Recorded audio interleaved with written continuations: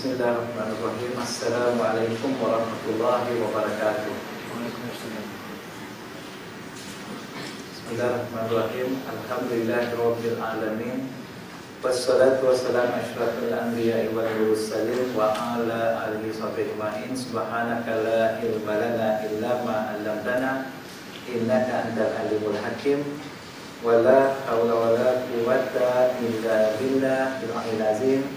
Qala rabbi shrah li sadri wa yassir li amri wahlul 'uqdatam min lisani yafqahu qawli.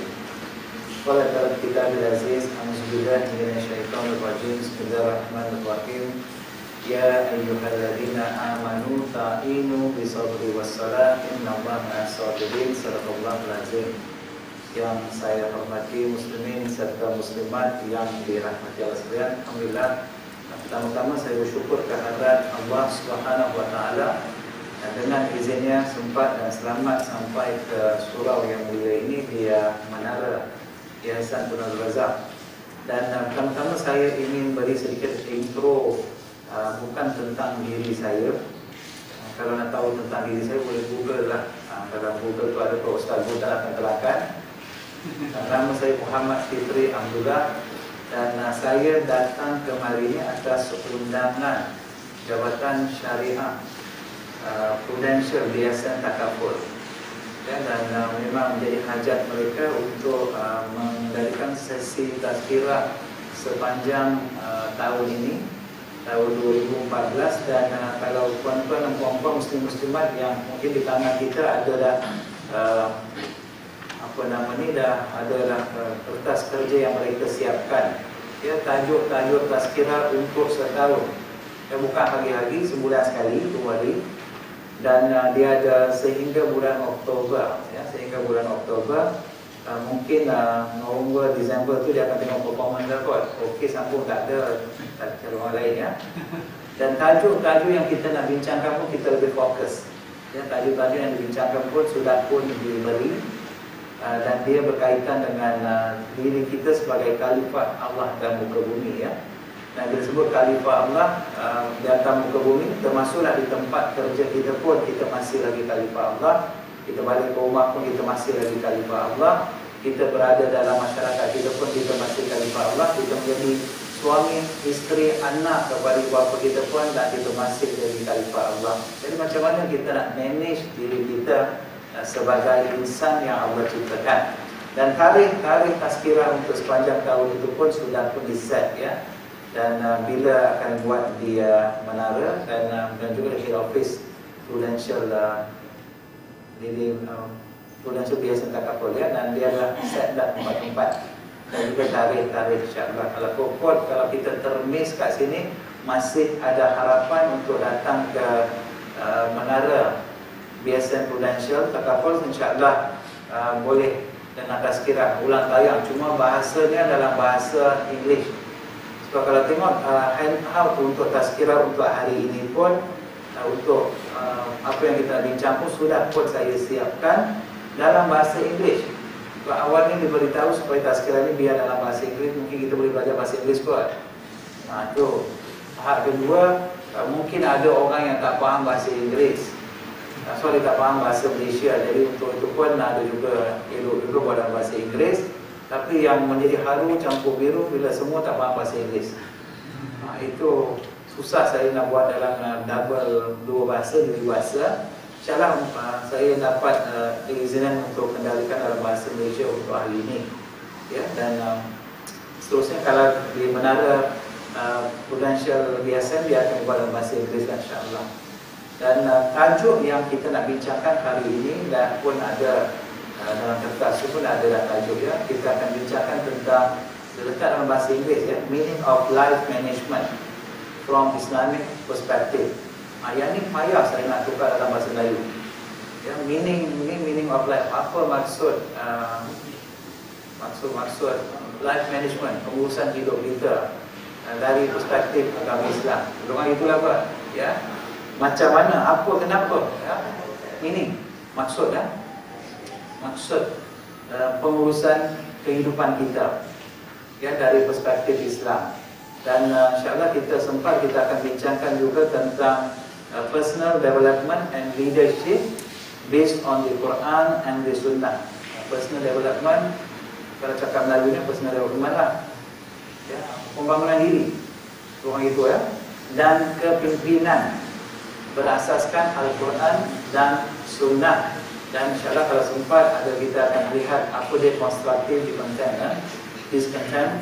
Dan kalau sempat kita sambung masa akan datang.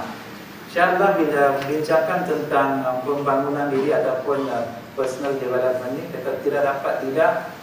kita perlu menjawab beberapa persoalan lebih awal. Ya, kenapa ataupun apa tujuan kita diciptakan kata muka bumi ini? Ya, apa tujuan? Saya baru-baru ni dalam satu seminar perbandingan agama ditanya soalan, apa tujuan Tuhan mencipta kita? Yang tanya soalan tu orang yang bukan agama Islam. Saya tanya, apa agama kamu? Dia kata saya beragama Hindu. Jadi saya jawab according to agama Hindu. Ya, according to agama Hindu. Dan memang tak lari daripada apa yang Allah sebut di dalam Al-Quran. Ya, apa yang Allah sebut dalam Al-Quran, tujuan penciptaan manusia. Dan kalau lihat awalnya Allah sebut, ya, Allah sebut dah bila penciptaan manusia itu sendiri untuk apa? Saya letak di situ daripada surah Al-Baqarah, ya, ayat yang ke-30. Bila Allah Subhanahu wa taala berfirman, "A'udzubillahi minasyaitonir rajim, wa id qala rabbuka lil malaika inni ja'ilun fil ardi khalifah." Ya, itu yang Allah sebut. Ya, Allah sebut, aku nak cipta, ya, manusia di atas muka bumi ini untuk apa? Untuk menjadi khalifah. Ya, khalifah ni cakap orang penting, vicegerent of God. Itu ni wakil kepada Allah. Allah perlu wakil? Tak perlu. Tapi Allah ciptakan kita sebagai wakil Allah di atas muka bumi. Ya, khalifah di atas muka bumi ini. Ya, dan itu tujuan penciptaan manusia. Dan kita selalu pernah dengar dalam surah Al-Ghariyat yang Allah sebut, yang kita pernah, kita semua ingat, ya, kalau tanya kenapa Allah cipta manusia, kita selalu jawab, ya, sebab Allah cipta kita. Allah sebut dalam Quran, wa ma khalaqtul jin wal insa illa liya'budun. Ya, Allah mencipta jin dan manusia untuk apa? Untuk beribadah kepada aku, Allah sebut. Ya, di sini, ya, ramai kita kadang-kadang terkeliru bila kita terbaca ayat ini. Jadi tujuan Allah cipta cipta tuan-tuan, puan-puan, muslim, muslimat ini untuk apa? Untuk kita beribadah kepada Allah Subhanahu wa taala. Let's see apa dia ibadah. Ya, yang kita faham bila sebut ibadah, ya, kita sentiasa hidup dalam tauhid, la ilaha illallah Muhammad Rasulullah, itu hak pertama. Yang kedua, bila sebut ibadah, insya-Allah kejap lagi kita akan solat ibadah kita. Apa dia ibadah? Ramadan nanti kita berpuasa. Apa lagi ibadah? Insya-Allah cukup tahu nanti, cukup haul kita bayar zakat. Apa lagi ibadah? Ibadah kita apa dia? Cukup dah. Dan semua keperluan, kita ada kemampuan, kita tunaikan haji. Ini ibadah yang asal diperkenalkan kepada kita. Dan sampai hari ini ramai yang percaya inilah tujuan Tuhan cipta untuk kita nak buat ibadah-ibadah ini sahaja. Tapi kalau balik pada satu lagi ayat Quran dalam surah Ali Imran, Allah Subhanahu wa taala berfirman, Allah sebut inna dina indallahil Islam. Ya, sesungguhnya Allah sebut ad-din. Apa dia ad-din? Ad-din boleh disebut sebagai agama, ad-din boleh disebut sebagai cara hidup, a way of life. Ya, cara hidup. Allah sebut satu-satunya cara hidup ad-din yang aku terima itu hanyalah Islam. Hanyalah Islam. Dan Allah tak sebut hanyalah ibadah dalam Islam. Allah tak sebut spesifik macam itu. Allah sebut seolah-olah Allah terima cara hidup Islam. Islamic way of life Allah terima. Apa dia Islamic way of life? Ya, apa dia cara hidup Islam yang saya sebut tadi? Adakah dengan kita bersyahadat? Ya, kita mengaku tidak ada Tuhan selain Allah, dan kita mengaku Nabi Muhammad pesuruh Allah. Adakah kita dengan solat 5 waktu, dengan puasa Ramadan, bayar zakat, haji sahaja? Islamic way of life. Rupa-rupanya hari ini Masya Allah ulama dah tafsir ayat ini, mereka buka luaskan, dan Nabi pun terangkan kepada kita semua yang kita lakukan 24 jam dalam kehidupan kita itu adalah ibadah. Bila kita sandarkan kepada balik kepada Al-Quran dan Sunnah menjadi ibadah. Contoh, kita bekerja. Saya nak intro sikit lah kan. Tuan-tuan perempuan tengok wajah saya ni Hindustan sikit kan. Bukan Hindustan sikit, memang Hindustan, confirm Hindustan. Dulu pun Hindustan, kini Hindustan, memang selama Hindustan. Datang tadi dah, ini muka saya pakai PM, Lovely, Clorox tak pakai. Nak jadi pencegah macam tuan-tuan, tak boleh nak jadi. Ya? Dan saya dah lebih kurang 20 tahun menganut agama Islam. Dan sebelum itu lagi, zaman saya bekerja, zaman saya di sekolah, di universiti, dan dengan kawan-kawan saya, sebelum saya masuk Islam lagi, saya selalu dengar orang-orang Melayu, kawan-kawan saya yang Islam ni selalu sebut kerja itu pun ibadah. Saya selalu dengar, dia selalu sebut kerja itu pun ibadah. Dan kerja macam mana menjadi ibadah? Ya, saya minta maaf kalau terkenal ke mana-mana, itu secara kebetulan. Ya, kadang-kadang kita datang waktu pejabat, ada orang tidur di surau. Di pejabat pun ada orang tidur, kalau seorang-seorang lah, ada orang tidur. Ya, tiba-tiba bos telefon bagi tahu saya hari ini tak datang MC. Kita pun alhamdulillah. Kita pun dia lah saya lah, kadang-kadang bos telefon kata Fitri, I'm not coming. Ada emergency leave, dia kata. Ya, ada emergency leave. Dia sebut saja dekat kawan, bos hari ni emergency leave, dia tak datang ya. Oh, masuk dia bertepuk dia orang. Seronok. Pasal apa? Boleh pergi shopping, jadi boleh pergi lunch, balik lambat tak apa, nak tengok wayang boleh, nak keluar lunch tak balik boleh. Pasal apa? Bos tak ada. Ya, bos tak ada. Ya, kadang-kadang kita terlepas juga pandang ya, bila balik ke rumah tengok, contohlah kalau saya kerja di bank, kalau orang minta kertas saya bagi kertas. Tadi letterhead dia apa? Brain banking Berhad, dulu saya ambil bank. Tapi yang bank boleh bagi pen. Tengok pen pun tulis bank. Ya, nak ambil cawan kat rumah pun mak pun tulis bank. Ya, stapler pun bank. Puncher bank. Semua pejabat punya semua ada kat rumah. Ya, minta maaflah dululah. Sebelum Islam dulu macam tu lah saya, ya. Pasal sajalah probably sayang dengan bank, bawa balik, ya. Bukan dengan izin, memang tanpa izin pun. Ya. Adakah macam itu benda yang saya buat itu boleh diklasifikasikan sebagai ibadah? Maksud waktu kerja, saya pun telefon mak saya, mak hari ini masak apa? Masak ikan tenggiri. Tenggiri ini masak asam pedas ke masak kari? Dengan mak 10 minit. Telefon pula isteri tanya, you makan apa tengah hari tadi? Telefon lagi isteri orang lagi kan? Semua ni kita buat SMS dengan Twitter kita, dengan WhatsApp kita, apa semua waktu kerja. Ya, tolak semua. Berapa jam kualiti ya sebenar yang kita bekerja a day dalam satu hari?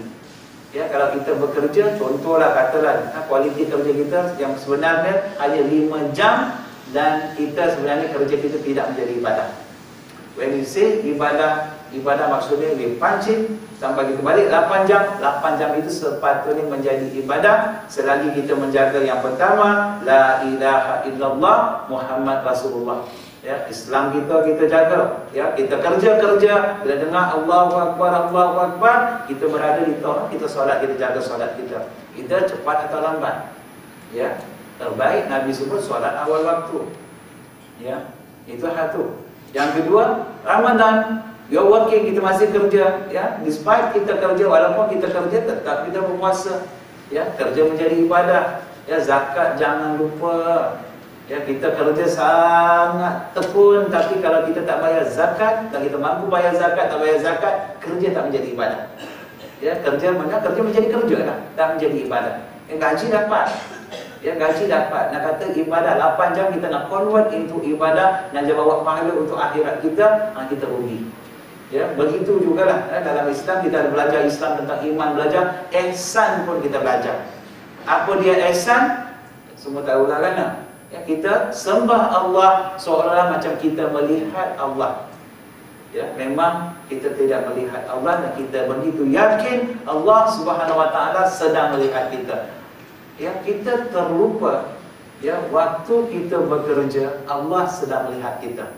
Kita begitu yakin yang melihat kita siapa? Bos kita, supervisor kita, head of department kita, CCTV, yang punch card. Ya, semalam saya di kemarin last week, minggu lepas Jumaat, saya di satu institusi. Saya dengan anak saya duduk sementara nak tunggu nak jumpa dengan Sabeli. Tiba-tiba saya tengok satu lady datang, dia punch card, kemudian dia pun tengok cari-cari, dia ambil satu lagi, dia punch card 3. Tak tahu 3 kerja dia buat ke, atau 3 gaji dia dapat ke, atau dia punch card untuk 3 orang. Hak ini pun, ya, I'm sorry to say lah kan, memanglah saya pun macam tu. Dulu, parking, hantar kawan, kata, you tolong punch card, I nak pergi park dulu. Ya, macam ni, benda-benda macam ni, ya. Nampak kecil, tapi dalam Islam ni dia ada consideration, ada pertimbangan untuk kita nak convert benda itu menjadi ibadah. Sebab itulah, ya, kita selalu lupa, bila kita bekerja, bos ada, kita lupa Allah sedang melihat kita.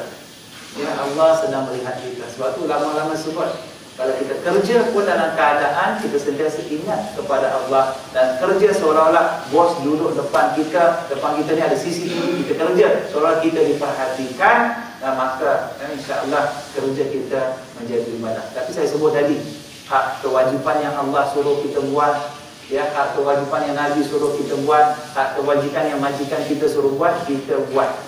Ya, kadang-kadang ada juga kawan-kawan saya bagus datang ke tempat kerja, keluar pergi minum sekejap, singgah dekat surau, sembahyang sampai setengah jam, sembahyang sunat duha. Baguslah, ya, baguslah, but not in the expense of working hours. Jangan buat pada waktu kerja, tak adil lah macam tu. Ya, tak adil lah macam tu, kerana kita datang sini, so kerja kita dah sebut kita dalam keadaan beribadah. Perlukah saya nak solat sunat duha? Kalau nak ambil time of 5 minutes, antara masalah datang ambil wuduk 2 rakaat atau 4 rakaat, boleh. Ya, tapi janganlah sampai dah setengah. Ramai dah kebiasaan seperti saya. Alhamdulillah, saya bersyukur sebab saya ni penganggur. Jadi penganggur nak sepatutnya tu lagi nak sembahyang pun tak ada masalah. Penganggur siapa nak tanya? Tapi orang yang bekerja, all this consideration kita akan ambil, ya, akan ambil kira, ya. Itu tentang disebut tentang ibadah. Nah, kenapa Allah mencipta manusia? Untuk beribadah kepada aku, Allah sebut. Ya, untuk beribadah. Jadi kerja kita menjadi ibadah, perniagaan kita menjadi ibadah. Ya, contoh, saya tahun bulan lepas, saya diajak untuk pergi buat roadshow tentang takaful oleh Yayasan Financial Takaful, masya-Allah, ya. Dan ramai yang hadir ni yang mereka yang bukan agama Islam, yang mempunyai license untuk insurans, mereka punya license untuk buat takaful. Bila selama ni mereka buat takaful, pasal apa takaful is just another business, dia kata. Satu lagi cara boleh dapat menambahkan pendapatan. Tapi bila diberi penerangan, apa beza dia? Buat insurans, insurans sebagai insurans satu perniagaan. Tapi bila buat takaful dengan niat kerana Allah kita buat, ya, berubah pula, bukan saja menjadi perniagaan, malah menjadi ibadah. Ya, kita buat sesuatu yang Allah suka, ya, menjadi ibadah. Minta maaf saya sebut perbankan, saya orang ex-banker, itu latar belakang saya banker, perbankan, ya. Bank pun sekarang ni, saya dengar bank pun banyak bank yang masuk Islam dah, macam saya. Itu lepas saya keluar daripada bank pula masuk Islam. Ya, bank masuk Islam, baguslah. Dia pun ikut macam saya, kata tak tahu bank ini bersyahadah atau tidak, tapi tetap sah berurus niaga dengan bank-bank Islamik. Contoh RHB Islamik kita ada, ya, kita ada Maybank Islamik, CIMB Islamik, semua Islamik dah, alhamdulillah. Jadi kenapa perlu ada dua sistem? Jelas Allah sebut dalam Quran, wa halalul bai'a wa haramur riba. Jadi kita ambil pada asas itulah kan. Aku halalkan jual beli dan aku haramkan riba. Yang sebut Allah yang sebut. Ya, Allah yang sebut, bukan mufti sebut. Ya, bukan mufti sebut, bukan ketua pengarah mana-mana jabatan agama atau majlis agama sebut, bukan. Ya, bukan Nabi sebut, Allah sebut. Malah Allah sebut, Allah dan Rasul istiharkan, declare war, istiharkan perang terhadap mereka yang terlibat dengan riba. Masya Allah, perkataan yang Allah gunakan. Kalau saya sebagai manusia biasa, saya dengar pun menggerunkan. Manusia as a normal human being, kerana saya manusia biasa, bila saya dengar, ya, bila lepas saya masuk Islam lah, ya, bila saya dengar, oh, Masya Allah, biar betul. Pergi cari, tengok tafsir, tanya semua ustaz dalam negara, luar negara, tak ada seorang kata riba ni harus, tak ada. Kecuali ada orang sebut kan, kemudian kan, Pasal dia nak jual ASN, ASB, dia kata haruslah, dia kata itu pasal. Ya, but consensus kalau kita tengok semua ulama-ulama sependapat semua kata apa? Yes, riba itu adalah haram. Jadi bila bawa dalam perniagaan kita ada unsur-unsur riba, jadi perniagaan kita tidak menjadi ibadah. Itu beza dia. Karena bila kita keluarkan bab riba interest daripada perniagaan kita, perbankan kita, ya, kita punya takaful kita dan lain-lain semua menjadi ibadah. Ini 24 hours, 24 jam kita hidup dalam keadaan beribadah kepada Allah Subhanahu wa taala. Dan alasan yang selalu kita gunakan apa dia? Kita kata kita nak buat macam mana? Saya bekerja saja. Saya pernah tanya kawan-kawan saya di bank sebelum saya masuk Islam. So saya pun pernah dengar orang sebut orang Melayu dululah. Sebelum saya masuk Islam, saya kata beza antara Melayu dengan Islam. Dia kata orang Melayu tak boleh kerja kat bank pasal bank ni ada interest. Ya, ada riba. Jadi saya tanya kawan-kawan saya, dengar you all tak boleh kerja dekat bank, tapi kenapa you kerja? Jawapan kawan-kawan saya semua bagi satu aja. Semua jawab darurat. Darurat lah kan? Darurat. Contoh darurat yang kita pernah dengar apa? Kita boleh makan babi. Walaupun dalam Quran Allah kata khinzir itu dapat confirm. Itu kata khinzir babi memang haram, confirm haram, tapi boleh makan. Bukan boleh makan, tenang lagi nanti tak ada makan. Bila boleh makan, di Kuala Lumpur ni dah tak ada lagi makanan. Di Kuala Lumpur dah curfew ni apa? Katalah dah istilah darurat, tak ada lagi makanan. Tiba-tiba tengok lagi 2-3 hari tak makan, yang lalu depan kita siapa? Anak babi. Contoh. Itu hak tu boleh sekadar kita sembelih, kita makan sekadar untuk kenyang waktu tu saja. Bukan makan buat sup, masak kicap, masak sweet sour semua tak ada lah. Sebut hak macam tu. Adakah sekarang kita hidup dalam dunia yang macam tu darurat? Balik kepada answer this question dulu. Adakah kita hidup dalam satu dunia yang kata kalau saya tak kerja dengan di sini saya akan mati? Macam tu kan? Saya berhenti. Saya corporate manager di Maybank dulu. Masuk Islam dan saya berhenti ada alasan lain lah. Saya pula corporate jaga customer Malaysia, berat, jenis ni, semua ni saya jaga. Yang buat kondom company pun saya jaga. Kerana macam-macam saya say no lah. Gaji memang sedap, seronok kan? 5 figure, 5 angka kan? Siapa tak nak? But conscious. Dan dalam hati tu, walaupun ialah dah sebab 2 years lah, tak sampai 2 tahun sebab Islam, tak boleh nak terima. Itu pun seronok kalau tak belajar Quran. Lepas tu sama kalau saya tak solat, tak baca Quran, dia ni memang aman, damai, relax aja.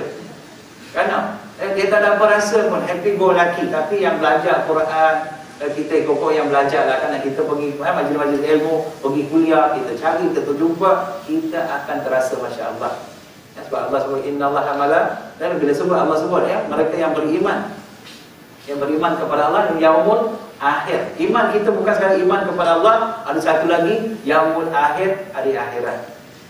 Hari yang amat menurunkan kita. Whatever kita buat hari ini dalam kehidupan ini, we are answerable. Kita perlu jawab kerana di yaumul akhir.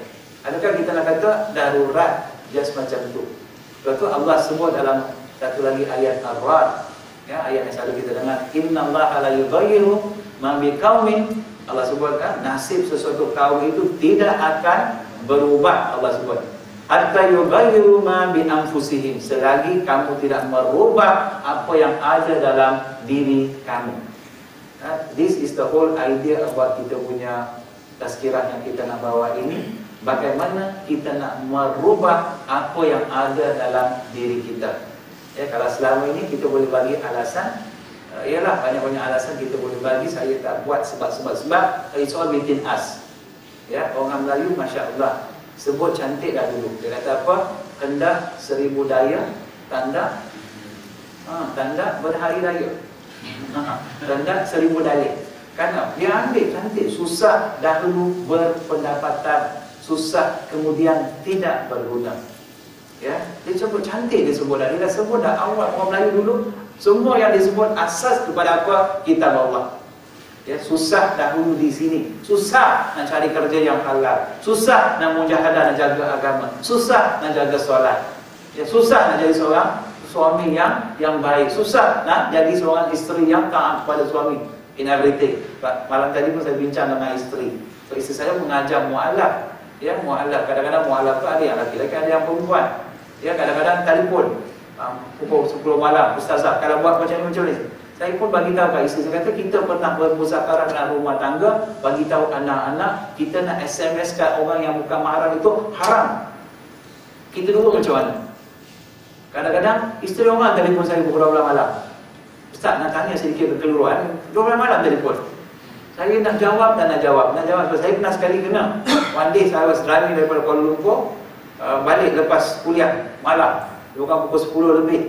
Yes. And then ada seorang, saya mungkin one of my student macam ni lah, dalam kuliah Johor di one of the bank, dia pun SMS tanya soalan. Isteri saya duduk sebelah.